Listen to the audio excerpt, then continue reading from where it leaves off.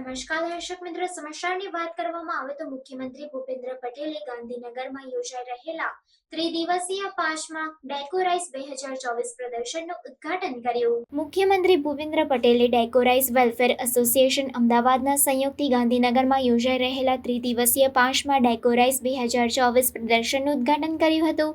Event infrastructure બિઝનેસના આ વિશાળ પ્રદર્શનમાં દેશના વિવિધ રાજ્યોની 250થી વધુ ડેકોરેશન એન્ડ ઇવેન્ટ કંપનીઝ પોતાની નવી ઇનોવેટિવ પ્રોડક્ટ સાથે સહભાગી થઈ છે.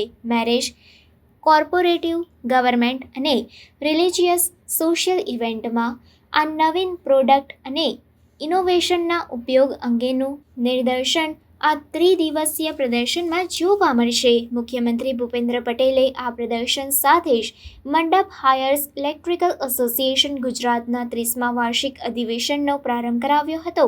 મુખ્યમંત્રી ભૂપેન્દ્ર પટેલ સાથે આ ઉદ્ઘાટન અવસરે ગાંધીનગરના ધારાસભ્ય Shrimati Ritaben, mayor Shrimati Miraben, standing committee chairman Gaurangbhai તેમજ એસોસિએશનના પ્રમુખ, સેક્રેટરી અને ખજાનચી તથા એક્ઝિક્યુટિવ મેમ્બર્સ પણ જોડાયા હતા.